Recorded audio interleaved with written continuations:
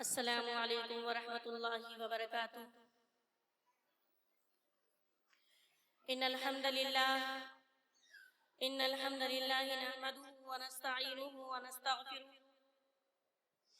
ونعوذ باللہ من شرور انفسنا ومن سیئات اعمالنا، من يهد الله فلا مضل له ومن يضلل فلا هادي له، واشهد ان لا اله الا الله واشهد ان محمدا عبده ورسوله، اما بعد فان خير الحديث كتاب الله، وخير الهدي هدي محمد صلى الله عليه وسلم، وشر الامور محدثاتها، وكل محدثة بدعة، وكل بدعة ضلالة، وكل ضلالة في النار۔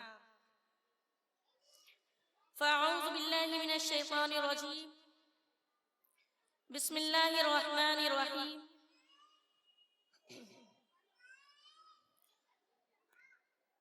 الذين قالوا ربنا الله ثم استقاموا فلا خوف عليهم ولا هم يحزنون۔ وقال النبي صلى الله عليه وسلم قل آمنت بالله فاستقم۔ سامعات محفل، سب سے پہلے میں اللہ رب العزت کی حمد و ثنا بیان کرتے ہوئے، جو تمام جہانوں کا خالق ہے، مالک ہے، رازق ہے، اور تمام تعریفات اسی کے لیے لائق اور زیبا ہے، اور اس کے بعد درود و سلام ہو تمام انبیاء کرام پر، خصوصاً حضرت محمد عربی صلی اللہ علیہ وسلم پر، اور بے شمار رحمتیں اور برکتیں نازل ہوں تمام صلحاء کرام پر، صحابہ کرام پر، اور تمام انبیاء کرام پر۔ سامعات محفل، آج کی اس رونق بزم میں میری گفتگو کا وہ محور ہے استقامت۔ پیاری ماں اور بہنوں، آج اللہ رب العزت کا ہم پر اور آپ پر عظیم احسان ہے کہ اس نے ہمیں اور آپ کو یہاں پر دین کی کچھ بات کہنے کا موقع عنایت فرمایا اور آپ کو سننے کی توفیق عطا فرمائی۔ اللہ رب العزت سے دعا ہے، اللہ رب العزت ہمیں کہنے اور سننے سے زیادہ عمل کی توفیق عطا فرمائے۔ جبکہ آج اتنی مشغولیت کے وقت میں، اس پرفتن دور میں، کوئی میچ دیکھ رہا ہے، کوئی ٹی وی پر لگا ہوا ہے، کوئی موبائل چلا رہا ہے، اور الگ الگ طریقے سے لوگ الگ الگ فتنوں میں ملوث ہیں۔ اللہ رب العزت کا عظیم احسان ہے کہ اس نے ہمیں اور آپ کو اس دین کی گفتگو کا سننے کا موقع عنایت فرمایا۔ اللہ سے دعا ہے جس طریقے سے اللہ رب العزت نے ہم سب کو یہاں پر جمع فرمایا ہے، اسی طریقے سے اللہ رب العزت ہمیں اور آپ کو جنت الفردوس میں جمع فرمائے، آمین۔ معزز سامعات، استقامت کسے کہتے ہیں؟ سب سے پہلے یہ چیز جاننا ضروری ہے کہ ہمارے موضوع کے متعلق ہم جس کے تعلق سے گفتگو کرنے جا رہے ہیں اس کا معنی کیا ہے۔ استقامت کا مطلب ہوتا ہے جمے رہنا۔ جمے رہنا اپنے اعلیٰ کردار پر، اپنے اعلیٰ اخلاق پر، اپنی توحید پر، اپنی عبادت پر، اور اسی طریقے سے سب سے اول جو چیز ہے اور جو سب سے اہم ہے وہ ہے ہمارے لیے توحید۔ سب سے اول ہے توحید پر استقامت۔ اللہ رب العزت کا احسان ہے کہ اللہ نے ہمیں دین اسلام پر پیدا فرمایا، اور اللہ سے دعا ہے کہ اللہ اسی پر ہماری وفات کرے۔ بعض لوگوں کی عمر گزر جاتی ہے دین پر چلتے چلتے، لیکن آخر وقت میں ان کا خاتمہ دین پر نہیں ہوا کرتا۔ اللہ سے دعا ہے اللہ ہمارا خاتمہ بھی دین پر ہی کرے۔ اب استقامت کے تعلق سے اگر دیکھا جائے، ہم اپنی گفتگو کو شروع کرتے ہیں یہاں پر کہ ہر دور میں کوئی بھی دور رہا ہو، وہ اللہ کے نبی کے وقت کا ہو یا آج کا دور ہو، ہمیشہ اہل باطل کا وتیرہ رہا ہے، اہل باطل کا یہ طریقہ کار رہا ہے کہ جب بھی وہ کسی حق پرست کو دیکھتے ہیں، کسی توحید پرست کو دیکھتے ہیں، کسی استقامت پر اڑے ہوئے انسان کو دیکھتے ہیں اور وہ ان کے خلاف ہوتا ہے، تو ان کے پاس صرف اور صرف ایک ہی راستہ ہوتا ہے۔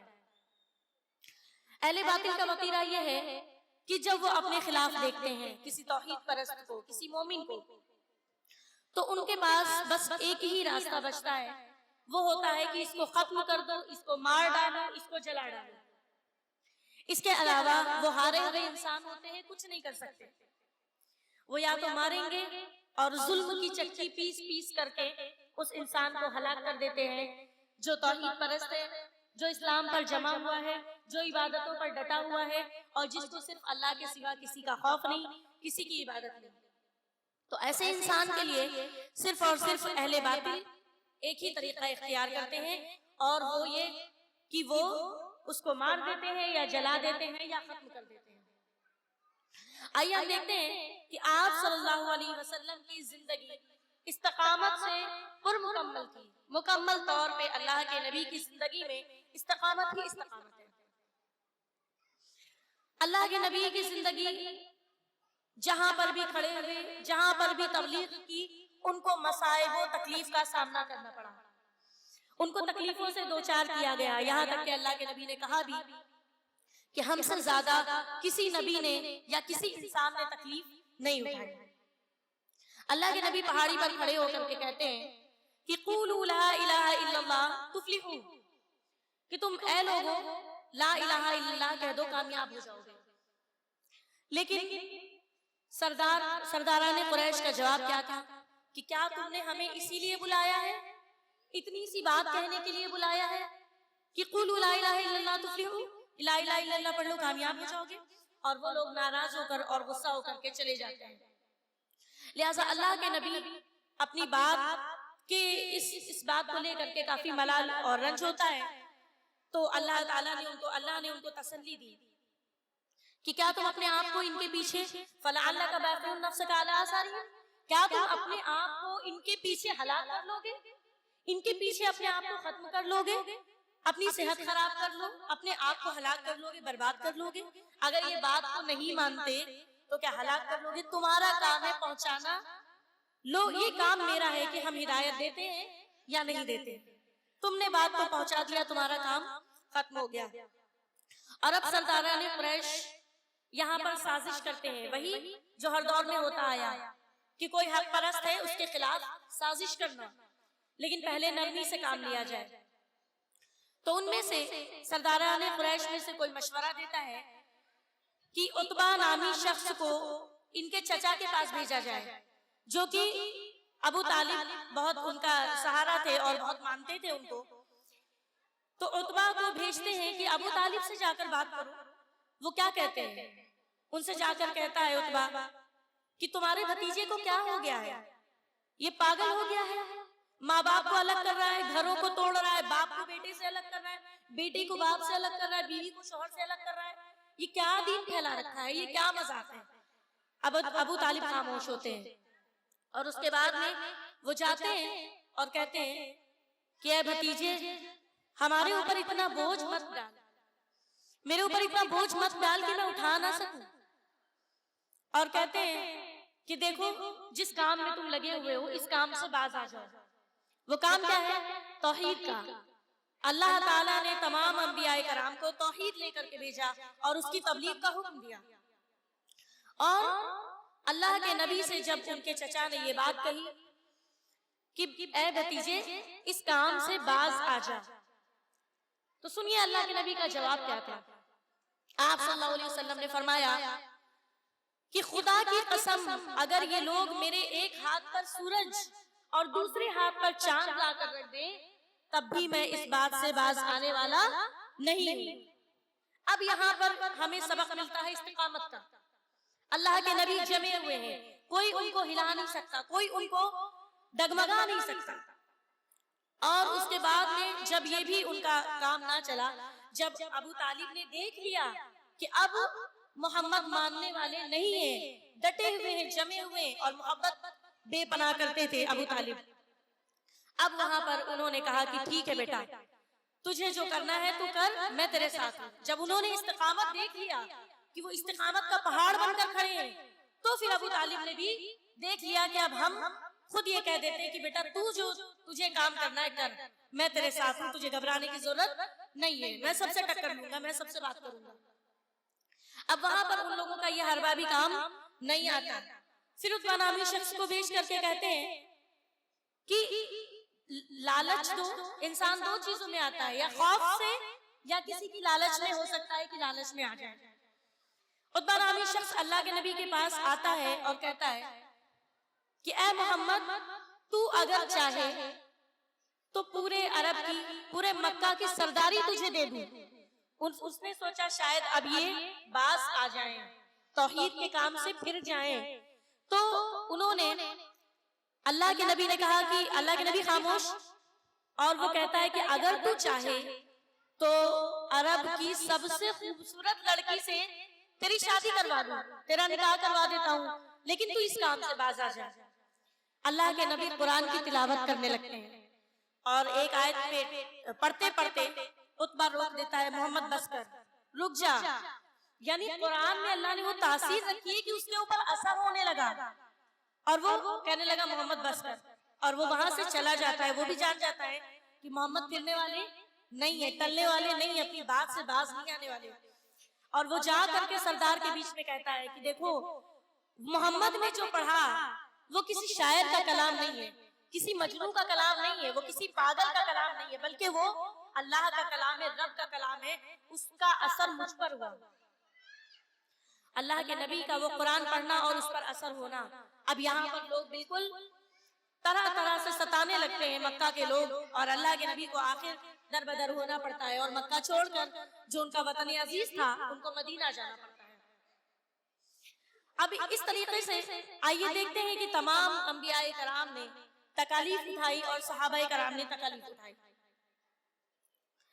اللہ کے نبی کے پاس ایک صحابی آتے ہیں اور وہ کہتے ہیں کہ سفیان عبداللہ الثقفی رضی اللہ عنہ آتے ہیں، قلتو، کہنے لگے کہ قلتو، میں نے کہا، یا رسول اللہ، اے اللہ کے نبی، کہ مالی فی الاسلام، میرے لیے اسلام میں کیا ہے؟ مطلب میں اسلام میں ایسا کون سا عمل کروں جس سے میں کامیاب ہو جاؤں، میں ایسا کون سا عمل کروں جس سے میں کامیاب ہو جاؤں؟ اللہ کے نبی نے کہا، قل، کہو، آمنت باللہ، میں اللہ پر ایمان لایا، فاستقم، بس اسی پر چلے رہو، اس سے زیادہ کچھ نہیں کرنا، اور لا الہ الا اللہ کہہ دینا ہی کافی نہیں، بلکہ اس پر جمے رہنے کا مطلب یہ ہے کہ لا الہ الا اللہ کے تقاضوں کو پورا کرنا۔ لا الہ الا اللہ کہہ دیا اور ہم گناہ کرتے رہے، لا الہ الا اللہ کہہ دینے کے بعد ہم اپنی ضد پر اڑے رہے، اللہ کے نبی کے احکام کو نہ مانے، اللہ کی شرائط کے احکام پر نہ چلے، جو ہم پر نافذ کیا گیا ہم اس کی خلاف ورزی کریں، تو کیا ہم کامیاب ہو جائیں گے؟ ہرگز نہیں ہوں گے۔ اتنا آسان نہیں ہے۔ لا الہ الا اللہ، نہیں ہے کوئی معبود برحق سوائے اللہ کے، اور اب یہ کہہ دینے کے بعد ہم جا کر کسی مزار پہ سجدہ کریں، ہم جا کر کسی بابا کا تعویذ بنوائیں، اس طریقے سے ہم کام کریں، تو پھر یہ حق ادا نہیں ہوا۔ اور اس طریقے سے دیکھتے ہیں کہ حضرت موسیٰ علیہ السلام جب فرعون کے پاس جاتے ہیں دین کی تبلیغ کے لیے، اللہ کی وحدانیت کا ذکر کرنے کے لیے اور اس کو اسلام کی دعوت دینے کے لیے، تو دیکھیے فرعون کا کیا حال ہے کہ تمہارے پاس کیا دلیل ہے؟ تمہارا رب ہے، معبود ہے، سچا ہے، برحق ہے، اس کی کیا دلیل ہے؟ اللہ کے نبی موسیٰ علیہ السلام اپنے ہاتھ کو بغل سے نکالتے ہیں اور معجزہ ہوتا ہے اللہ کا کہ ان کے ہاتھ سے ایک روشنی پھوٹتی ہے، تو وہ کہتا ہے کہ تم تو جادوگر ہو، وہی لقب جو اللہ کے نبی کو ملا کہ تم تو جادوگر ہو، میرے پاس بہت بڑے بڑے جادوگر ہیں، اگر تم کہو تو تمہارا مقابلہ کروا دیتے ہیں۔ اس وقت موسیٰ علیہ السلام نے کہا ٹھیک ہے، کوئی بات نہیں مان رہا ہے تو کیا کیا جائے؟ کہا ٹھیک ہے۔ اب وہ تمام جادوگروں کو مقابلے میں لانے کے لیے بلاتا ہے اور وہاں پر موسیٰ علیہ السلام کو بھی بلایا جاتا ہے کہ تم کو جو کرنا ہے تم کر کے دکھاؤ۔ اب وہاں پر تمام جادوگر اپنی رسیوں کو ڈالتے ہیں اور اس کے بعد میں وہ سارے سانپ بن جاتے ہیں۔ جتنے جادوگر ہوتے ہیں وہ رسیوں کو ڈالتے ہیں اور وہ سب جادو سے سارے سانپ بن جاتے ہیں۔ اب ان کو کہتے ہیں کہ موسیٰ تم ڈالو، تمہیں کیا کرنا ہے؟ موسیٰ علیہ السلام بھی اپنی رسی کو ڈالتے ہیں اور اس کے بعد میں وہ بھی اژدہا بن جاتی ہے اور سارے سانپوں کو نگل لیتے ہیں۔ تو یہ اللہ کا معجزہ تھا جو کہ ان کی رسی سانپ بنی اور باقی لوگوں کا جادو تھا جو کہ مٹ جانے والا تھا، زائل ہونے والا تھا۔ لیکن اللہ تعالیٰ کا وہ معجزہ تھا۔ آپ لوگوں کو اتنا علم ہوگا کہ جو انسان جس لائن میں ہوتا ہے اس کو اتنی مہارت حاصل ہوتی ہے۔ کوئی ڈاکٹری لائن سے ہے تو اس کو ڈاکٹری میں مہارت ہوگی، کوئی جس لائن سے جو ہوتا ہے، کوئی عالم ہے تو وہ دوسرے عالم کو پرکھ سکتا ہے۔ ہر انسان کے اندر اپنی لائن کے لوگوں میں مہارت حاصل ہوتی ہے۔ اسی طریقے سے جادوگروں کو جادو کے تعلق سے، بھائی بڑے بڑے جادوگر تھے تو ان کو بھی جادو کے تعلق سے مہارت حاصل تھی، لیکن جو وہاں پر موسیٰ علیہ السلام نے جو کیا، جو سانپ بنا ان کی رسی، وہ جادو نہیں تھا۔ سارے جادوگر سمجھ گئے کہ یہ جادو نہیں ہے بلکہ یہ اللہ کا معجزہ ہے، اور وہاں پر ان جادوگروں نے یہی کہا کہ ہم بھی موسیٰ اور ہارون کے رب پر ایمان لے آئے۔ اور سارے جادوگر کتنی دیر کا ایمان تھا؟ کتنی دیر کا تھا؟ 2 منٹ کا تھا کہ وہ رسی سانپ بنی اور ادھر جادوگر ایمان لے آئے، اسلام قبول کر لیا۔ کتنی دیر کا اسلام تھا، کتنی استقامت۔ دیکھیے سبق یہاں پر استقامت کا ہے کہ استقامت ان کے اندر اتنی تھی کہ انہوں نے رسی کو سانپ بنتے دیکھا اور کیا کہا؟ آمنا برب ہارون و موسیٰ، کہ ہم ایمان لے آئے موسیٰ اور ہارون کے رب پر۔ 2 منٹ کا ایمان تھا، 2 منٹ کے لیے بس اسلام قبول کیا۔ اور پھر فرعون ایسا ظالم بادشاہ جس کے بارے میں قرآن نقشہ کھینچ کر کہتا ہے کہ فقال انا ربکم الاعلی، میں تمہارا سب سے بڑا رب ہوں، میں تمہارا سب سے بڑا رب ہوں۔ یہ فرعون کا کہنا تھا، اور اس کے باوجود کوئی اس کو نہ مان کر کے اللہ کو مانے، وہ کہاں برداشت۔ اور پھر اس کی تو ایک طریقے سے بے عزتی کہ اس نے مقابلہ کروایا اور جیت موسیٰ علیہ السلام کی ہو گئی، وہ برداشت کے باہر کہ بادشاہ وقت ہے وہ۔ اور سارے جادوگر ایمان لے آئے، اور اس نے کہا تھا، یہ وعدہ لیا تھا فرعون نے کہ تم لوگوں کو ہم، جادوگروں نے کہا ہم کو کیا دو گے؟ تو فرعون نے کہا ہم تم کو اپنا قریبی بنائیں گے۔ جو بادشاہ کا قریبی ہوتا ہے معمولی بات نہیں ہے۔ اور وہ اس سے بھی جب ایمان سب لے آئے، اب اس نے کہا کہ میری اجازت کے بغیر، تم لوگوں کی اتنی ہمت کہ میری اجازت کے بغیر ایمان لے آئے ہو، میری اجازت کے بغیر اسلام لے آئے ہو، تو تم لوگوں کو اب سخت سزا ملے گی۔ اب سزا کے طور پہ کرنا کیا تھا؟ کرنا یہ تھا کہ قرآن کریم ذکر کرتا ہے کہ لوگوں کو لٹکا کر کے، جو جادوگر ایمان لائے ان کو لٹکا کر کے ان کے خلاف ہاتھ پیر کاٹے، یعنی داہنا پیر تو بایاں ہاتھ، بایاں ہاتھ تو داہنا پیر، اس طریقے سے، اور ان کو سولی دے دی گئی اور ان کا ہاتھ اور پیر کاٹ دیا گیا۔ یہ ان کے اوپر ظلم کیا گیا۔ کیا ہمارے اور آپ پر بھی تکلیف ایسی گزری کبھی؟ کسی نے پتھر مارا ہو، کسی نے تانا دیا ہو؟ نہیں، لیکن آج ہم اسی وجہ سے اپنے دین کو اور اسلام کو بہت ہی معمولی سمجھتے ہیں۔ باپ دادا دین پر تھے، ان کے دادا دین پر تھے، تو ہمیں تو گویا کہ فری کا اسلام ملا، اس لیے ہم ویلو نہیں سمجھتے۔ ان سے پوچھئے جنہوں نے قیمت ادا کی ہے، اپنی جانوں کو گوایا ہے، اپنے ہاتھ پیر کٹوائے ہیں، جو جلتی ریت پر، تپتی ہوئی ریت پر، بالو پر، اور جن کو آگ میں ڈالا گیا ہے، ان سے پوچھئے دین کی اور ایمان کی قیمت کیا ہے، اللہ کی محبت کیا ہے، ان سے پوچھئے۔ ہمیں تو قدر نہیں ہے۔ اور اسی طریقے سے دیکھتے ہیں فرعون کے تعلق سے کہ اس کی فرعون کی نوکرانی اس کی بیٹی کو کنگھی کر رہی ہے۔ فرعون کی نوکرانی فرعون کی بیٹی کو کنگھی کر رہی ہے، اور اس وقت اس کے ہاتھ سے کنگھی گر جاتی ہے۔ کنگھی ہاتھ سے گرتی ہے، وہ اٹھاتی ہے بسم اللہ، اٹھاتی ہے، کہتی بسم اللہ۔ بیٹی پوچھتی ہے کیا میرے ابا کو پکار رہی ہے؟ میرے ابا کو رب کہہ رہی کیا؟ کہتی نہیں، ربی و ربک اللہ، میں اس کو پکار رہی ہوں جو میرا بھی رب ہے اور تمہارا بھی رب ہے۔ ربی میرا رب ہے، وربک اللہ اور تمہارا بھی رب ہے. تو وہ کہتی ہے میں اپنے بابا کو بتا دوں، فرعون کو میں بتا دوں کہ نہیں بتا دوں. ایمان دیکھیے کتنا مضبوط ہے، اتنا ظالم بادشاہ ہے اور اس کے سامنے بھی اب ڈر کسی بات کا نہیں ہے. کر لیا فاستقم جم جاؤ، فاستقم جم جاؤ. کہا کہ ٹھیک ہے جاؤ بتا دو، ہمیں کوئی مسئلہ نہیں.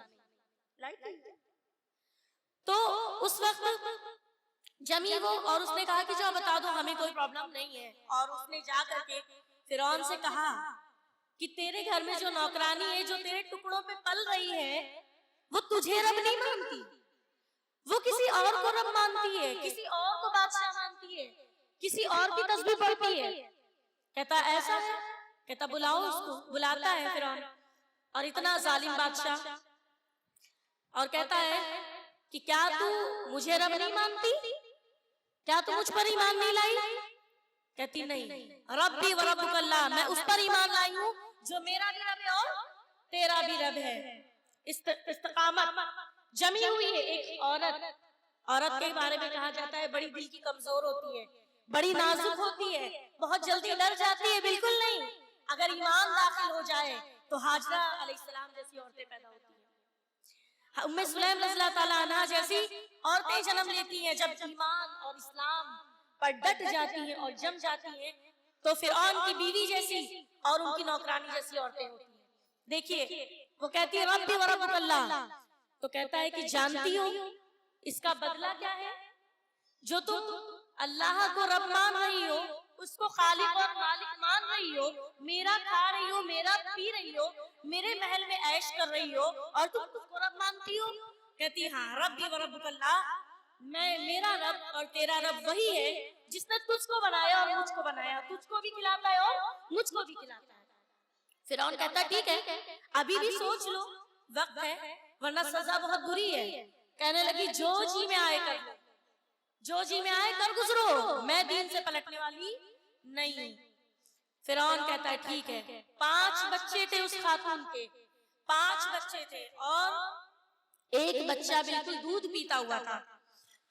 اب فرعون نے کڑاہا چڑھوایا، آگ دہکائی، اس نے کڑاہا چڑھوایا، تیل ڈلوایا. تیل جب کھولنے لگا کہا کہ اس کے ایک بیٹے کو لے جاؤ، تیل کے کنارے لے جاؤ. اب اس کے ایک بیٹے کو لے جایا جاتا ہے جو بڑا بیٹا ہوتا ہے، لے جاتے ہیں اور پھر پوچھتا ہے کہ اب بتاؤ کیا خیال ہے، کیا ابھی بھی پلٹ رہی ہو اپنے رب کے دین سے؟ کہتی ربی و ربک اللہ، میں اسی کے بارے میں کہوں گی اور وہی میرا اور تمہارا رب ہے.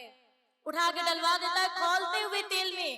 ذرا سوچئے بہنوں، آج ہمارے اوپر رمضان میں عام دنوں میں ایک چھیٹ پڑ جاتی ہے تو ہم تڑپ جاتے ہیں. اس بچے کو کھولتے ہوئے تیل میں ڈلوا دیا اور اس کے بعد دوبارہ دوسرے بچے کو تیل کے پاس لے جایا جاتا ہے. کہتا بتاؤ بی بی کیا خیال ہے؟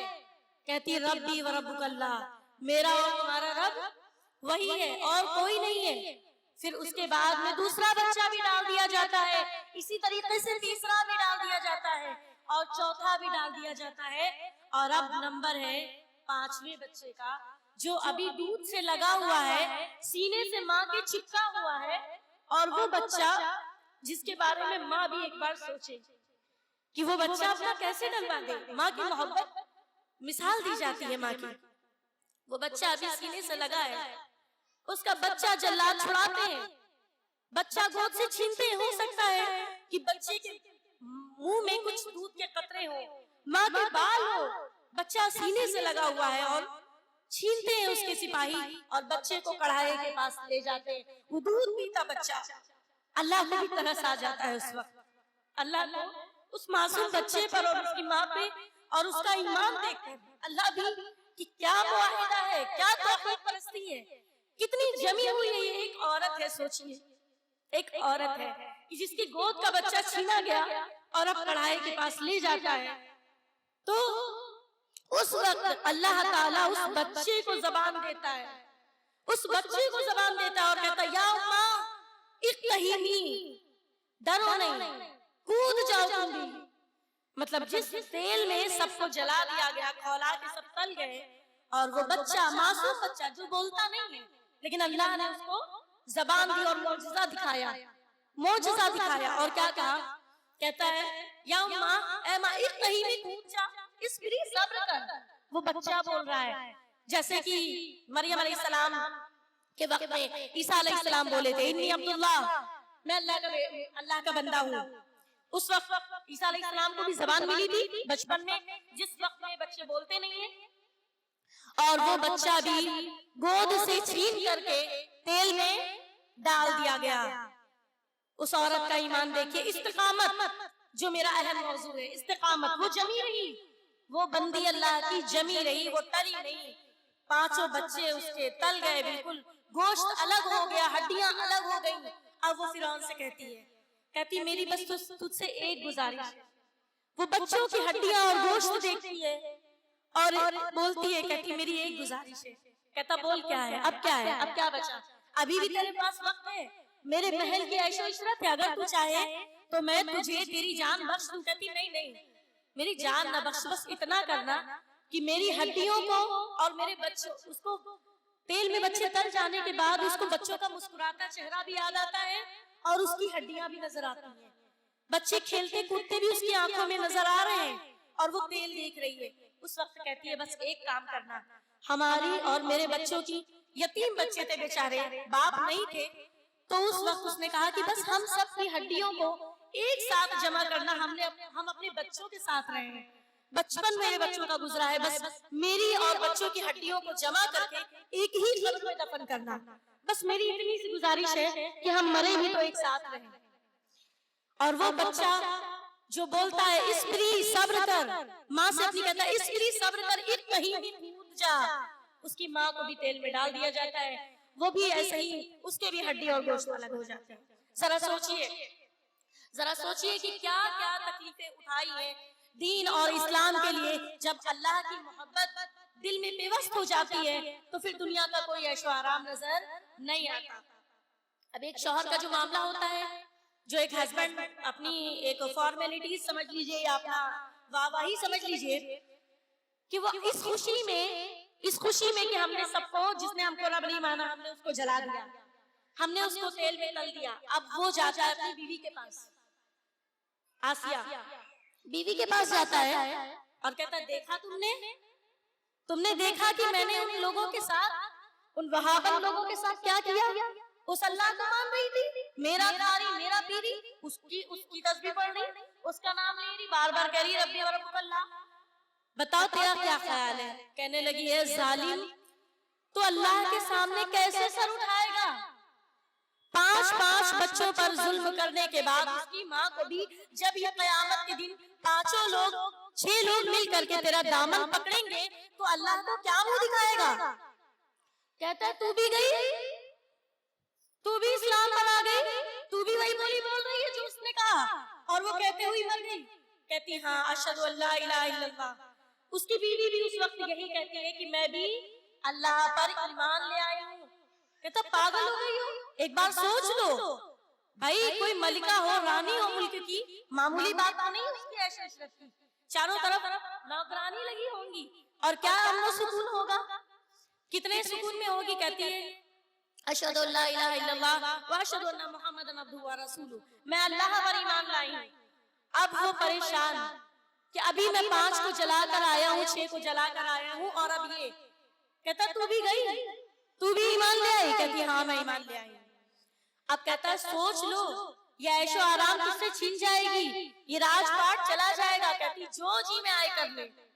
اب فرعون تختے پر آسیہ کو لٹا دیتا ہے، ایک تختے پر لٹا دیتا ہے اور ان کے ہاتھوں میں پیروں میں میخیں گڑوا دیتا ہے، کیلیں، زندہ ایک انسان کے اوپر زندہ کے اوپر کیلیں ٹھوک دی جائیں. آپ تصور کر سکتی ہیں کہ کیا تکلیف ہوگی؟ جب تکلیف ہوتی ہے تو وہ اپنے رب سے کہتی ہیں اے اللہ، میں نے تیرے لیے عیش و آرام کو چھوڑا، میں نے تیرے لیے فرعون کے محل کو چھوڑا، میں تیرے لیے تکلیف سہ رہی ہوں. میرے رب ہمیں جنت میں گھر چاہیے، میرے لیے ایک جنت میں گھر بنا دے. میں نے تیرے لیے درد سہا. جب تکلیف کی شدت بڑھتی، جیسے جیسے وہ کیلیں ٹھوکتا ویسے ویسے اس کی تکلیف بڑھتی آسیہ کی. اور وہ یہ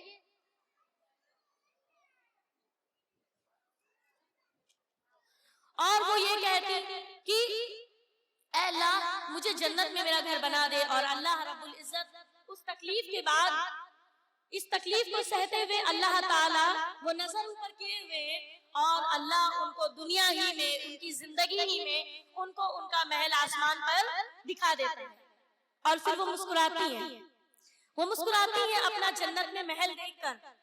تو فرعون کہتا ہے انظروا الی ھذہ المجنونہ، دیکھو تو میں اس کو کیلے گڑوا رہا ہوں اور یہ مسکرا رہی ہے، یہ پاگل عورت کو۔ انظر، سب جو لوگ ہوتے ہیں اکٹھا ہوتے ہیں ان سے کہتا ہے انظر ھذہ المجنونہ، دیکھو اس پاگل عورت کو، میں اس کے کیل ٹھوک رہا ہوں اور یہ مسکرا رہی ہے۔ ارے اس کو کیا معلوم کہ آسیہ نے اپنا محل جنت میں آنکھوں سے دیکھ لیا ہے دنیا ہی میں، اور اس کے بعد اسی طریقے سے وہ مر جاتی ہیں تکلیف سہتے سہتے۔ غور کرنے کا مقام ہے کہ یہ وہ شخصیت ہے، یہ وہ خاتون ہے جن کے بارے میں آتا ہے کہ یہ دنیا میں ہے اور ان کو جنت میں محل دکھا دیا۔ اگر دنیا میں چلتی ہیں یہ لوگ، چلتے ہیں تو ان کی آہٹ قدموں کی جنت میں سنائی دیتی ہے۔ جب آپ صلی اللہ علیہ وسلم معراج پر گئے تو جبرائیل سے پوچھتے ہیں جبرائیل یہ قدموں کی آہٹ کس کی ہے؟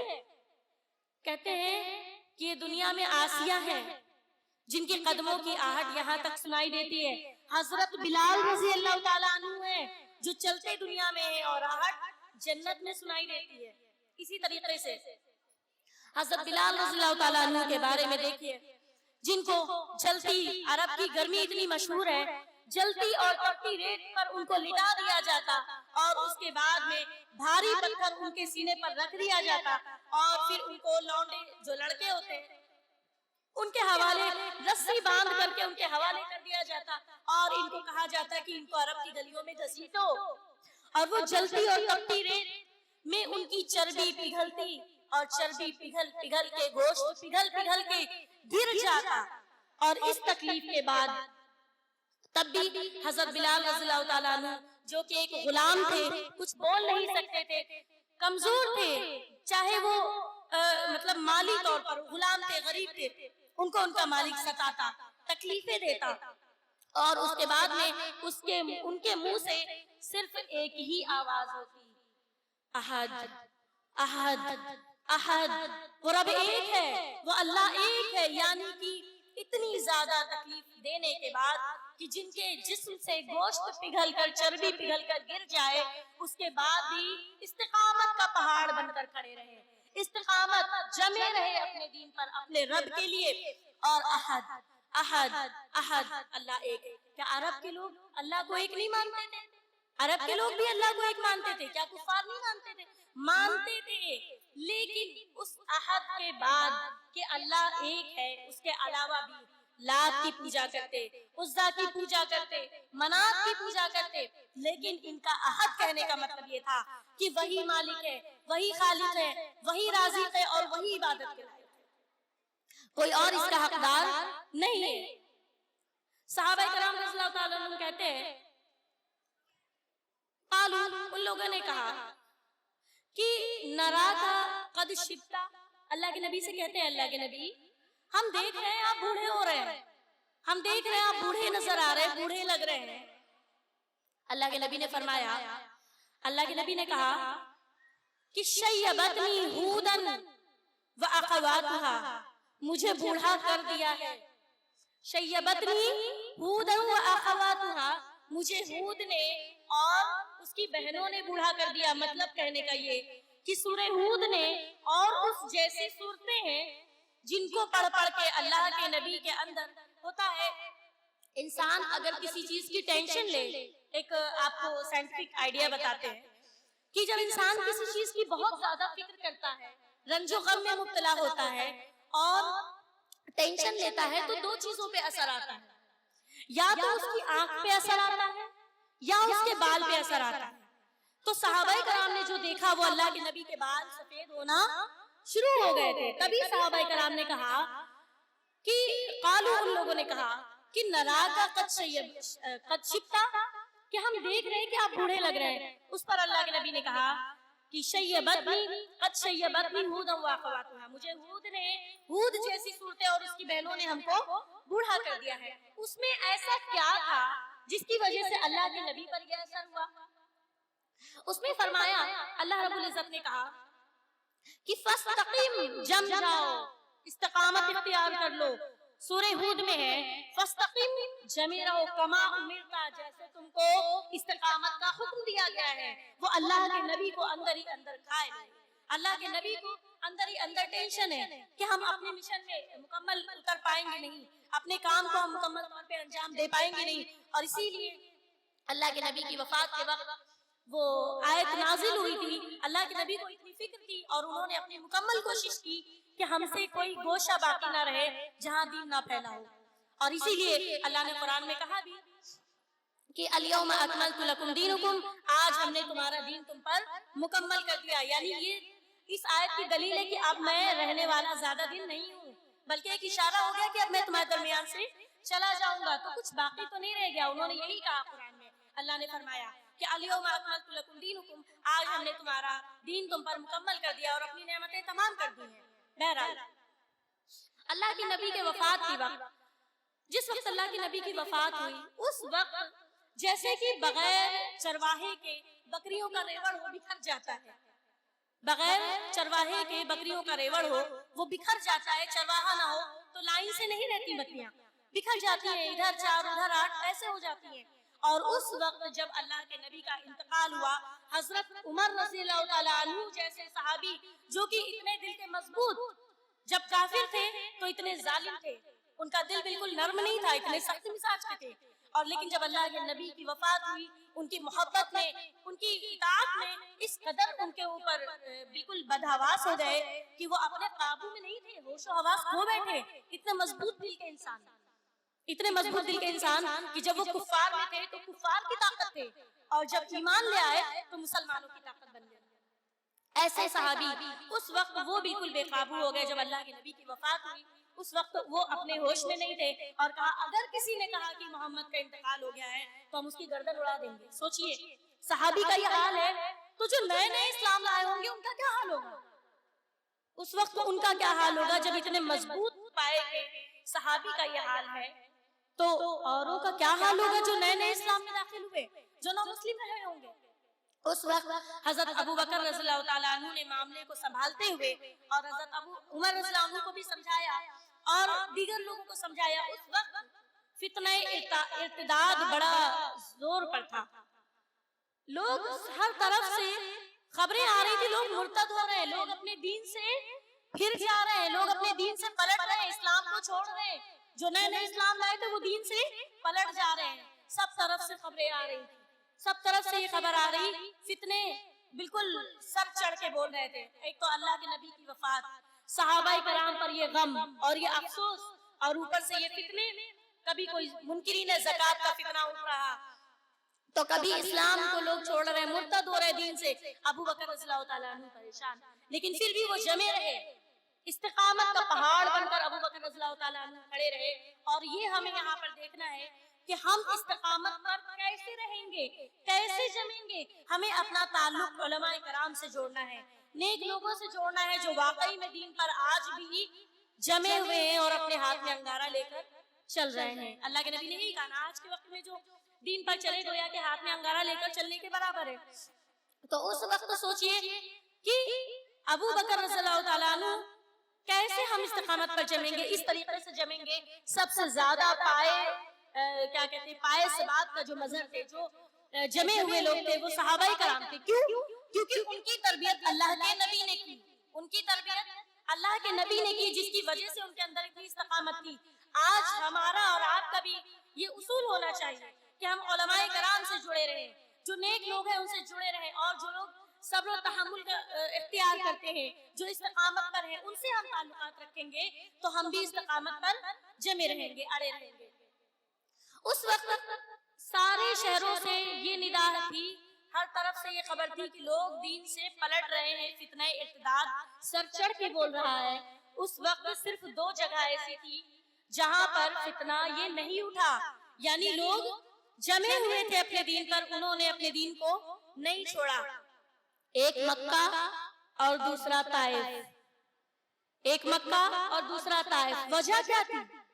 وجہ تھی اللہ کے نبی کی صحبت، اللہ کے نبی کی صحبت ان کو ملی تھی، اور ان لوگوں کا آنا جانا برابر لگا رہتا تھا اللہ کے نبی کے پاس اٹھنا بیٹھنا۔ جبکہ آپ کو معلوم ہے کہ طائف میں جب اللہ کے نبی گئے تو کتنی ان کو تکلیف اٹھانی پڑی، کیسے لوگوں نے ان پر پتھر برسائے، لیکن وہی ایک جگہ تھی، وہ جگہ تھی اور مکہ تھا کہ جہاں پر اللہ کے نبی کی وجہ سے، ان کے آنے جانے کی وجہ سے، ان کے تعلقات کی وجہ سے لوگ استقامت پر موجود تھے، وہ دین سے نہیں پھرے۔ طائف کے لوگ اور مکہ کے لوگ بالکل استقامت کا پہاڑ بن کر کے کھڑے تھے۔ تو ہمیں استقامت ہمارے اندر داخل تبھی ہوگی جب ہم استقامت والے لوگوں سے اور اچھے لوگوں سے اپنے تعلقات بنائیں، اور اپنے صحابہ کرام کی، انبیاء کرام کی سیرتوں کو پڑھیں، ان کے تعلقات سے تقریریں سنیں، تو ہمارے اندر بھی، میرا بھی پائے ثبات میں لغزش نہیں آئے گی انشاءاللہ۔ اب آئیے دیکھتے ہیں حضرت خباب رضی اللہ تعالیٰ عنہ جو صحابی رسول ہیں، ان کو کہا جاتا ہے کہ خباب، ان کو سولی دی جا رہی ہے، حضرت خباب رضی اللہ تعالیٰ عنہ کو سولی دی جا رہی ہے، اور کہا جا رہا ہے کہ تم ایک بار یہ کہہ دو تمہیں چھوڑ دیا جائے گا۔ خباب، غالباً خباب یا خبیب رضی اللہ تعالیٰ عنہ ہے، ذہن میں نہیں اس وقت میرے، شاید خبیب رضی اللہ عنہ ہے، ان کو سولی دی جانے کا وقت ہے، تو وہ کہہ رہے ہیں کہ ہمیں 2 رکعت نماز پڑھنے دو، ہمیں صرف 2 رکعت نماز۔ خباب ہے، اچھا ہمارے ذہن سے نکل گیا بہرحال۔ تو انہوں نے کہا کہ ہمیں 2 رکعت نماز پڑھنے دو، اور ان کو موقع دیا گیا، انہوں نے 2 رکعت نماز پڑھا۔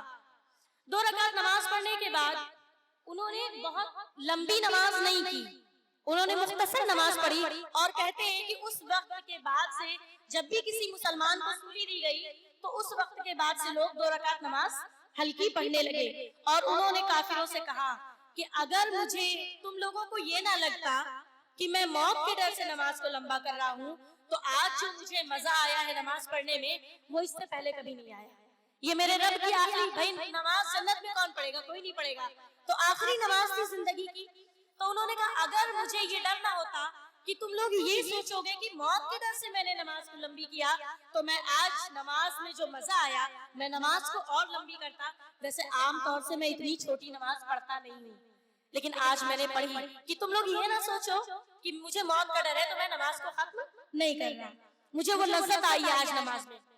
وہ لوگ کہتے ہیں اے خباب، اگر تم کہو، تم بس ایک بار یہ کہہ دو ہم تمہاری جان بخش دیں گے، بس ایک بار کہہ دو کہ تمہاری جگہ پر تم اپنے بیوی بچوں کے بیچ میں ہو، سکون میں ہو، عیش و آرام میں ہو، بس ایک بار اتنا کہہ دو کہ میری جگہ محمد ہوتے، بس ایک بار اتنا کہہ دو کہ میری جگہ محمد ہوتے، میں تمہاری جان بخش دوں گا۔ کہنے لگے ارے ظالموں، تم میری جگہ محمد کی بات کرتے ہو؟ میں تو یہ بھی ناپسند کرتا ہوں کہ میں اپنے بیوی بچوں کے درمیان میں عیش و عشرت میں ہوں، سکون میں ہوں، اور میرے محمد کے پیر میں ایک کانٹا بھی چھوٹے، تم کہتے ہو میری جگہ ان کو سولی دی جاتی؟ ارے ظالموں، میں تو یہ پسند نہیں کرتا کہ میں سکون سے رہوں، میری جان بخش دی جائے اور میرے محمد کو ایک کانٹا بھی چھوٹے۔ دیکھیے استقامت، دیکھیے محبت، دیکھیے آج ہمارے سامنے اللہ کے نبی کا فرمان ہوتا ہے، اللہ کا کلام ہوتا ہے، اس کی آیتیں ہوتی ہیں، اس کے ترجمے ہوتے ہیں، لیکن آج ہم پر اثر نہیں ہوتا۔ کیوں؟ ہمارے سامنے قرآن پڑھا جاتا ہے، آیتیں بتائی جاتی ہیں، احادیث بتائی جاتی ہیں، ہم جب تک کہ محفل میں ہوتے ہیں لگتا ہے اب سے ہم سے زیادہ نیک کوئی نہیں ہوگا، لیکن جیسے ہی نکلتے ہیں ویسے ہی سب کچھ ادھر سے سن کے ادھر سے ختم ہو جاتا ہے۔ اسی طریقے سے صحابی رسول کہتے ہیں یہ چیز ہے، اور یہ بھی ایک ایمان کا تقاضا ہے، اسے غلط نہ سمجھیے گا کہ جب تک محفل میں سوچا آپ سے نیک بن جائیں گے اور نہیں بنے، نہیں، اگر آپ کو اس کا احساس ہے کہ وہاں پر ہم تھے تو میرے اندر بڑا اثر تھا اور ہم گھر آئے تو سب ختم ہو گیا، اسی طریقے سے صحابی رسول کہتے ہیں بھائی جب وہ اللہ کے نبی کے پاس ہوتے تھے تو ان کے ایمان میں ان کو بڑی تازگی محسوس ہوتی تھی، ان کو لگتا تھا کہ جیسے بالکل ابھی ہم کو ایمان، اسلام، آیتیں، حدیثیں سب ابھی تازہ ملا ہو، جیسے ہوتی کوئی نئی چیز مل کے خوشی ہوتی ہے، تو وہ ان کو ایمان میں تازگی لگتی ہے۔ لیکن جب وہی بیوی بچوں کے بیچ جاتے ہیں تو سب بدلا لگتا ہے۔ تو بلکہ حنظلہ رضی اللہ تعالیٰ عنہ کے بارے میں آتا ہے کہ وہ جاتے ہیں اپنے گھر اور کہتے ہیں حنظلہ منافق ہو گیا، حنظلہ منافق ہو گیا۔ منافق کی کیا علامت ہے؟ مسلمانوں کے سامنے مسلمان کی طرح اور کافروں کے سامنے کفار میں مل جانا، ان کی یہی علامت ہے۔ تو وہ کوئی بات نہیں، کافی تیز آواز۔ اچھا اچھا، تو اس وقت ہاں حنظلہ منافق ہو گیا، اور منافق اپنے آپ کو کہتے ہیں تو ان کی بات اللہ کے نبی کو پہنچائی جاتی ہے کہ حنظلہ اس طرح کہہ رہے ہیں کہ حنظلہ منافق ہو گیا، حنظلہ منافق ہو گیا۔ جب اللہ کے نبی کی مجلس میں ہوتے ہیں تو ایمان تازہ ہوتا ہے، اور جب وہاں سے نکلتے ہیں تو لگتا ہے ایمان ختم ہو گیا، جبکہ صحابی ہیں وہ، ان کے ایمان کی تو مثال ہی نہیں، جن کے بارے میں قرآن میں اللہ نے کہا رضی اللہ عنہ ورضوا عنہ، اللہ ان سے راضی اور وہ اللہ سے راضی ہو گئے۔ بہرحال نبی کو جب یہ بات پتہ چلی تو کہنے لگے حنظلہ ایسا نہیں ہے، اگر ایسا تمہارے اندر ہے تو یہ ایمان کی علامت ہے، یہ ایمان کی علامت ہے کہ تمہیں اس بات کا احساس ہے کہ وہاں پر تھے تو ایمان تازہ تھا اور یہاں پر ہے تو کم ہے، کیونکہ ایمان گھٹتا اور بڑھتا رہتا ہے۔ اور یہ کیسے ہوتا ہے؟ یہ اللہ کی اور اس کے رسول کی فرما برداری سے بڑھتا ہے اور نافرمانیوں سے گھٹتا ہے، ایسا ہوتا ہے۔ تو بہرحال کوئی اس میں اتنا بڑا مسئلہ نہیں، اور اسی طریقے سے جیسے جیسے ان کی بوٹیوں کو حضرت خباب رضی اللہ عنہ کو سولی دی جاتی ہے، اس سے پہلے ان کے ایک ایک عضو کو کاٹا جاتا ہے اور کہتا ہم تمہیں بخش دیں گے اگر ایک بار کہہ دو کہ میری جگہ محمد ہوتے۔ استقامت دیکھیے کہ وہ جمے ہوئے ہیں اور کہتے ہیں مجھے یہ پسند نہیں کہ میرے نبی کو ایک کانٹا بھی چبھے۔ حضرت سمیہ رضی اللہ تعالیٰ عنہ، خاتون عورتوں کے بارے میں بھی ہم نے بتایا کہ عورتیں بہت کمزور کہی جاتی ہیں اور بہت نازک دل کی کہی جاتی ہیں، لیکن جب ایمان جیسی دولت ان کے دل میں آ جائے، اتر جائے، تو پھر ان سے مضبوط بھی کوئی ہوا نہیں کرتا۔ جیسے فرعون کی نوکرانی، فرعون کی بیوی حضرت سمیہ رضی اللہ تعالیٰ عنہ عورتوں میں سب سے پہلی شہید ہے۔ آل یاسر ان کی بیوی، بچے اور ان کے شوہر سب دین کے لیے شہید ہو جاتے ہیں، بیوی اور بیٹا، اور ان کی خبر دی جاتی ہے اللہ کے نبی کو، تو جا کر کے کہتے ہیں اے اللہ کے نبی آل یاسر پہ ظلم ہو رہا ہے، آل یاسر پہ ظلم ہو رہا ہے۔ اللہ کے نبی کہتے ہیں اچھا، وہ جاتے ہیں اور جاتے ہیں آل یاسر کے پاس، کہتے ہیں صبر کرو، اس پر صبر کرو، صرف اتنے سے جملے نے کہ صبر کرو ان کی ساری تکلیف کو دور کر دیا، بس اتنا اللہ کے نبی کا کہنا تھا کہ صبر کرو۔ اللہ حضرت سمیہ رضی اللہ تعالیٰ عنہ کو ابو جہل نے اس طریقے سے برچھی ماری، ان کی شرمگاہ پر لگی، اور اتنی بے دردی سے کون مارا جاتا ہے، کس پر اتنا ظلم کیا جاتا ہے کہ دو اونٹوں کے درمیان ان کی ٹانگوں کو باندھ دیا گیا اور اونٹوں کو دوڑا دیا گیا، وہ بیچ سے آدھی ہو گئی۔ ذرا سوچئے ایک خاتون کو بیچ سے جسم کے دھڑ الگ ہو جائے، ایک ادھر حصہ ہو جائے ایک ادھر حصہ ہو جائے، کتنی تکلیف کی بات ہے۔ یہ خاتون تھی، یہ سمیہ رضی اللہ تعالیٰ عنہ تھی، جنہوں نے اپنے دین کے لیے، اپنے آپ کے لیے اپنے آپ کو نہیں دیکھا، اپنے جسم کی فکر نہیں کی اور اپنے دین پر جمی رہی، ڈٹی رہی۔ استقامت کا مطلب کہ آپ اپنے کس عمل پر ڈٹے رہتے ہیں، اپنی عبادت میں، اور عمل ہمارا ایسا نہیں ہونا چاہیے کہ آج اور کل کیا اور پرسوں سے ختم نہیں۔ اللہ کے نبی کو مداومت پسند تھی، جس پر ہمیشگی اختیار کی جائے، جو ہمیشہ کا عمل ہو، ایسا عمل ہونا چاہیے ہمارا۔ نماز ہو تو ہم پابندی سے پڑھیں، یہ نہیں کہ ایک رات میں بہت ڈھیر ساری پڑھ دی، خوب نفل پڑھ دی اور ختم، سال بھر کی فرصت، ایسا نہیں ہے، بلکہ نماز کا معاملہ ہے یا آپ جو بھی عبادت کرتے ہیں، جو بھی عمل اللہ کے لیے کرتے ہیں، اس پر ہمیشگی اختیار کریں، اس پر جم جائیں، اپنی نماز میں، اپنے نوافل روزے میں، اپنے صدقات و خیرات میں، بلکہ صدقات و خیرات سے حضرت ابو بکر رضی اللہ تعالیٰ عنہ جیسے صحابی کے تعلق سے ہمیں یاد آیا واقعہ، جن کے بارے میں آتا ہے کہ اللہ کے نبی نے کہا اگر میرے بعد کوئی نبی ہوتا تو ابو بکر ہوتا۔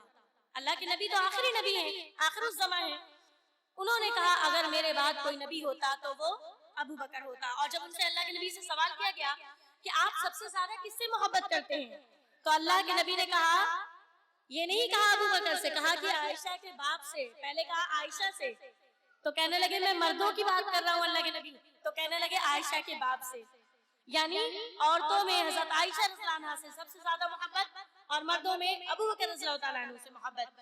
ان کے بارے میں آتا ہے کہ جب ان کی بیٹی پر الزام لگا، عائشہ رضی اللہ عنہ پر جب الزام لگا، تو اس میں ایک کچھ لوگ مسلمان بھی شریک تھے.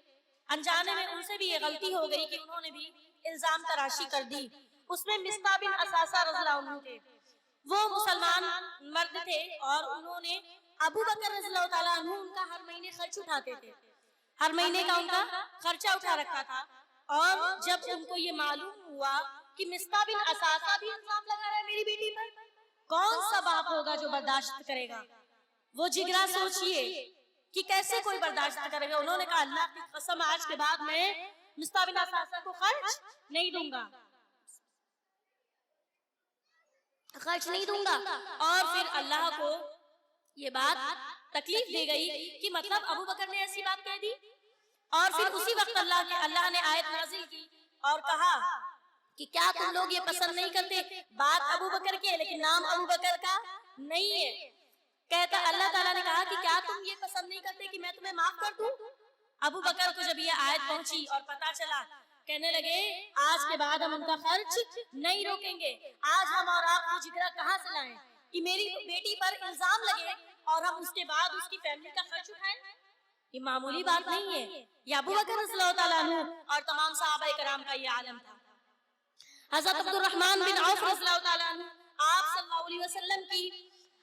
علیہ وسلم کی ایک آواز پر لبیک کہنے کے لیے دوڑ جاتے ہیں. اور اس وقت جب وہ چھوڑتے ہیں، اپنا شہر چھوڑتے ہیں، ان کی بیوی ان کے ساتھ ہوتی ہے، ان کا مال و دولت ساتھ ہوتا ہے اور ان کا بچہ ساتھ ہوتا ہے. حضرت عبد الرحمن بن عوف ان کے سسرال والے آ کے کھڑے ہو جاتے ہیں کہ کہاں جا رہے ہو، کہاں کا سفر طے کیا؟ کہنے لگے اللہ کے نبی کی غلامی میں جا رہا ہوں. کہنے لگے ایسا ہے یہ میری بیٹی ہے مجھے دے جاؤ. بیوی کو ان سے الگ کر رہے ہیں، کہہ رہے میری بیٹی مجھے دے دو. تو کہنے لگے ٹھیک ہے لے جاؤ. پھر کہا کہ یہ بچہ بھی ہمارا ہے ہمیں دے دو. بچے کو بھی چھوڑ دیتے ہیں، بیوی کو بھی چھوڑ دیتے ہیں. عبد الرحمن بن عوف رضی اللہ تعالیٰ عنہ چل دیتے ہیں. اب وہاں کے لوگ کھڑے ہوتے ہیں، کفار کھڑے ہوتے ہیں، کہتے ہیں عبد الرحمن یہ جو مال لے جا رہے ہو یہ بھی تو اسی جگہ سے کمایا ہوا ہے، اس کو بھی یہیں چھوڑ دو. اب عبد الرحمن بن عوف رضی اللہ عنہ وہ بھی مال اپنا چھوڑ کر اللہ کے نبی کے پاس پہنچتے ہیں. اللہ کے نبی کہتے ہیں عبد الرحمن بن عوف کیسے آنا ہوا، کیسے آئے ہو، خیریت سے؟ کہنے لگے اللہ کے نبی سب کچھ پیچھے چھوڑ آیا ہوں، صرف دین بچا کر چلا آیا ہوں، صرف اپنا ایمان بچا کر چلا آیا ہوں. بیوی بھی گئی، بچہ بھی گیا، مال و دولت بھی گئی، بس دین لے کر چلا آیا ہوں. اللہ کے نبی نے کہا کہ پریشان مت ہو، تم نے اپنے دین کو بچا لیا، اپنے ایمان کو بچا لیا، اب کسی چیز کی فکر کرنے کی ضرورت نہیں. پھر اس کے بعد میں وہ کہتے ہیں دلونی ھذا السوق، مجھے یہاں کا بازار تو دکھاؤ، یہاں کا بازار کیسا لگتا ہے، کہاں ہے، مجھے دکھاؤ. تو وہاں کے لوگ ان کو بازار لے جاتے ہیں، وہ تجارت شروع کرتے ہیں. زیادہ وقت نہیں ہوتا ہے، بس کچھ ہی دن ہوتے ہیں اور کچھ ہی دن میں بازار جاتے ہیں، وہ تجارت شروع کرتے ہیں. اور اس کے بعد میں اللہ کے نبی کے پاس آتے ہیں کچھ دنوں کے بعد. تو اللہ کے نبی کہتے ہیں بڑی ان کے پاس سے خوشبوئیں پھوٹ رہی ہیں. اللہ کے نبی کہہ رہے ہیں عبد الرحمن کیا بات ہے، بڑی خوشبوئیں آ رہی ہیں؟ کہہ رہے اللہ کے نبی میں نے نکاح کر لیا. کہہ رہے ابھی تو لوٹا پٹا چلا آ رہا ہے، اتنی جلدی نکاح کر لیا؟ اللہ نے برکت دی. انہوں نے جو صبر کیا، جو استقامت کا پہاڑ بنے، اس کے لیے اللہ نے ان کو برکت دی اور انہوں نے شادی کر لی. اللہ کے نبی نے کہا عبد الرحمن ایسے لگتا ہے کہ تو جس چیز میں ہاتھ ڈالتا ہے وہ سونا ہو جاتی ہے. عبد الرحمن بن عوف کہتے ہیں اس دن کے بعد سے اللہ کے نبی نے جو دعا دی ہمیں کہ ایسا لگتا ہے تو جو چیز چھو لیتا ہے وہ سونا ہو جاتی ہے، اس دن کے بعد سے آج تک کہ ہم نے جس چیز میں ہاتھ ڈالا وہ میرے لیے برکت کا باعث بن گئی، خیر و برکت ہی برکت ہو گئی. ایک قافلہ جا رہا ہے، اونٹوں سے لدا ہوا سامان ہے، اونٹ میں سامان لدا ہوا ہے اور قافلہ جا رہا ہے. دھمک عائشہ رضی اللہ عنہا سنتی ہے. اما عائشہ رضی اللہ عنہا کو آواز آتی، کہتی ہیں یہ آواز کیسی ہے؟ بتاتے ہیں عبد الرحمن بن عوف کا قافلہ جا رہا ہے، اونٹوں سے لدا، اونٹ پر سامان لدا ہوا ہے. کہتی ارے ابھی تو وہ اتنی جلدی سب کچھ مال و دولت چھوڑ کر آیا ہے. کہتی کیا کتنا خوش ہوگا عبد الرحمن بن عوف جب وہ جنت میں اچھلتا اور کودتا ہوا جائے گا. اب جس شخص نے سنا وہ جا کر عبد الرحمن بن عوف کو بتاتے ہیں کہ اما عائشہ ایسے کہہ رہی ہیں کہ عبد الرحمن اللہ کی جنت میں اچھلتا کودتا ہوا جائے گا. تو کہتے ہیں ایسا کہا اما عائشہ نے؟ یہ سمجھ لیجئے کہ جو عائشہ رضی اللہ عنہا کو اور امہات المومنین کو مائیں نہیں مانتے، وہ مومن نہیں ہے گویا کہ۔ کہتے اچھا ایسا ہے، وہ اپنا قافلہ چھوڑ کر دوڑ کے عائشہ رضی اللہ عنہا کے پاس جاتے اور کہتے ماں آپ نے ایسا کہا؟ کہتی ہاں میں نے ایسا کہا، اور میں نے ایسا تمہارے آقا حضرت محمد صلی اللہ علیہ وسلم سے سنا ہے کہ عبد الرحمن بن عوف اچھلتا کودتا ہوا اللہ کی جنت میں جائے گا۔ وہ کہتے ہیں کہ آج میں اتنا خوش ہوں اماں، اتنا خوش ہوں کہ میرا یہ جو قافلہ ہے میں یہ اللہ کی راہ میں وقف کرتا ہوں۔ وہ پورا مال سے لدے ہوئے اونٹ سارے اللہ کے راستے میں وہ دے دیتے ہیں۔ یہ تھا ایمان، یہ تھی استقامت۔ آج ہم لوگ اگر دیکھیں اور غور کریں تو معلوم ہوگا کہ ہمارے اندر استقامت موجود نہیں ہے، ذرا بھی استقامت نہیں ہے۔ ہم تھوڑی تھوڑی سی باتوں میں بالکل مطلب گھبرا جاتے ہیں اور پریشان ہو جاتے ہیں۔ اور استقامت ہوتی کب ہے؟ استقامت ہم کو اپنے اندر پیدا کب کرنی ہے؟ جب ہم آزمائشوں میں ڈوب جائیں۔ مسلمانوں پر اللہ تعالیٰ آزماتا ہے، آزمائشیں لیتا ہے، تبھی تو ہمیں استقامت اختیار کرنی ہے۔ استقامت ہم تبھی اختیار کر پائیں گے جب اللہ ہمیں آزمائے گا۔ اللہ نے قرآن کریم میں کہا کہ وَلَنَبْلُوَنَّكُمْ بِشَيْءٍ مِّنَ الْخَوْفِ وَالْجُوعِ وَنَقْصٍ مِّنَ الْأَمْوَالِ وَالْأَنفُسِ وَالثَّمَرَاتِ، کہ وَلَنَبْلُوَنَّكُمْ، وَنَبْلُوَكُمْ نہیں کہا، وَلَنَبْلُوَنَّكُمْ، ہم تمہیں ضرور بھی ضرور آزمائیں گے، ضرور آزمائیں گے۔ اور جو انسان جتنے ایمان میں ہوتا ہے اس کو اتنا آزمایا جاتا ہے۔ کوئی کمزور ایمان کا ہے تو اس پر اللہ اتنی مشکل نہیں ڈالتا کہ ایمان ڈگمگا جائے، اور جو جتنا پائے کا ایمان مضبوط ایمان ہوتا ہے اس کے پائے ثبات میں لغزش نہیں آتی، اللہ اتنی سخت اس سے آزمائش لیتا ہے، اتنی سخت آزمائش لیتا ہے۔ ہمارے انبیاء کرام جو توحید کو لے کر کے آئے، سب سے زیادہ تکالیف انہوں نے اٹھائی، اور اس کے بعد صحابہ کرام نے اٹھائی۔ اس طریقے سے دیگر آج تک کے موقع چلا آ رہا ہے کہ جو توحید پرست ہیں، جو استقامت پر ہیں، اور جو جن کے اندر منافقت نہیں ہے، وہ آج بھی تنہا ہے، اور آج بھی ان کے لیے خیر و برکت کے راستے کھلے ہوئے ہیں۔ ایسا ہے۔ اور اسی طریقے سے حضرت امام احمد بن حنبل کا واقعہ آتا ہے۔ آج مولوی ذرا سی بات میں بک جاتے ہیں، ذرا سے پیسے دیکھ کے بک جاتے ہیں۔ علماء کرام کا آج یہ حال ہے۔ اللہ تعالی ہم سب کو ہدایت دے کہ تھوڑا سا کوئی مسئلہ ہوتا ہے، ہاں جی ہم نے فلاں سے سنا ہے، کوئی بات نہیں، سائن کر دیتے ہیں، اور مسئلے مسائل پر غور نہیں کرتے کہ قرآن حدیث سے یہ ثابت ہے یا نہیں۔ امام احمد بن حنبل کا واقعہ ہے، اس وقت کا بادشاہ سائن کرواتا ہے کہ کلام اللہ جو ہے، جو اللہ کی کتاب ہے، احمد بن حنبل تمہارا فتویٰ مانا جاتا ہے، تمہارا فتویٰ جاری ہوتا ہے عوام کے بیچ میں۔ احمد تمہیں ایک کام کرنا ہے۔ کہا کہ کیا؟ کہا کہ بس تم اتنا لکھ دو، یہ جو اللہ کا کلام ہے یہ اللہ کا کلام نہیں ہے، کلام مطلب اللہ کی بات، اللہ کی گفتگو، اللہ کو جو کہنا ہے وہ قرآن میں کہا۔ کہا کہ وہ اللہ کی مخلوق ہے، اللہ کا کلام نہیں ہے، بس تم اس پہ سائن کر دو۔ کہتے نہیں یہ تو نہیں ہو سکتا، یہ نہیں ہو سکتا، تم مجھے کچھ بھی کرو میں یہ کام نہیں کر سکتا۔ کہتے سوچ لو ایک بار۔ کہا کہ ہاں سوچ لیا، میں غلط سائن نہیں کروں گا، میں غلط فتویٰ نہیں دوں گا۔ آج علماء تھوڑی تھوڑی باتوں میں بک جاتے ہیں۔ ایک مسلک نیا ہے، ہوگا کوئی نہ کوئی تو دلیل ہوگی، تبھی تو ہمارے امام نے کہا۔ ایسے کیسے کہہ دیا؟ آج ہوگا والا مسلک ہے کہ کہیں نہ کہیں تو ہوگا، کہیں نہ کہیں تو لکھا ہوگا، کہیں نہ کہیں تو ہمارے استاد نے پڑھا ہوگا۔ نہیں، اگر اللہ کے نبی کی جس بات پر مہر نہیں ہے، اللہ کی آیتوں سے ثابت نہیں ہے، اور امام احمد بن حنبل نے بھی یہی کہا کہ تم ہمیں قرآن کی دلیل پیش کر دو یا نبی کا فرمان پیش کر دو، ہم ابھی فتویٰ جاری کر دیتے ہیں، ہم ابھی فتویٰ جاری کر دیتے ہیں کہ اللہ کا کلام قرآن نہیں ہے، لیکن کوئی دلیل لے آؤ، حدیث کی لے آؤ یا قرآن کی لے آؤ۔ اللہ کے نبی نے یہی کہا، اللہ نے قرآن میں کہا کہ وَاعْتَصِمُوا بِحَبْلِ اللَّهِ وَلَا تَفَرَّقُوا، کہ اللہ کی رسی کو مضبوطی سے پکڑ لو۔ رسی دو چیزوں سے بٹ کر بنائی جاتی ہے، دو چیزوں سے، اور کیا ہے وہ؟ سنت رسول اور کلام اللہ۔ ان دو چیزوں کو مضبوطی سے پکڑ لیا تو کبھی گمراہ نہیں ہوگے۔ ان دو چیزوں کو مضبوطی سے پکڑنا ہے، سنت رسول اور کلام اللہ۔ انہوں نے یہی کہا۔ تو بہرحال کافی وقت کی قلت دامنگیر ہے، اور اگر استقامت پر یا توحید پر گفتگو کی جائے تو ہمیں تو لگتا ہے کہ پورا دن ہی نکل جائے گا اور بات ختم نہیں ہو پائے گی۔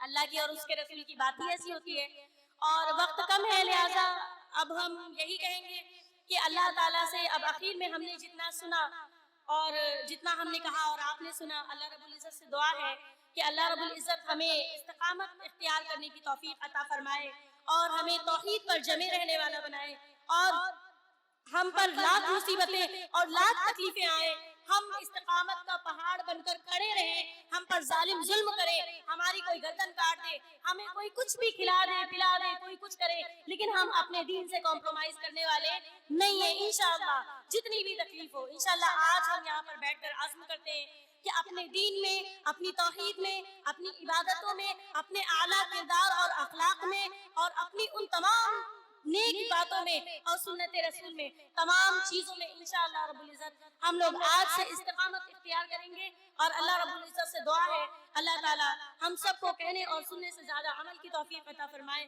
اللہ رب العزت سے دعا ہے اللہ تعالی جو لوگ پریشان ہیں ان کی پریشانیوں کو دور فرما دے، جو پریشان حال ہیں ان کی پریشانیوں کو اللہ دور فرمائے، اور جو بیمار ہیں ان کو اللہ تعالی شفائے کاملہ عاجلہ مستقلہ نصیب فرمائے، اور اللہ جو بے گھر ہیں ان کو پاک صاف گھر عطا فرما دے، جو بے اولاد ہے اللہ ان کو نیک صالح اولاد عطا کر دے، اور اے اللہ جس طریقے سے ہم سب یہاں جمع ہیں اے اللہ تعالیٰ تجھ سے یہی درخواست ہے کہ ہم سب کو اسی طریقے سے استقامت پر جمے رہتے ہوئے، توحید پر جمے رہتے ہوئے، اور ہماری موت بھی اسی وقت آئے کہ ہم توحید پر ہو۔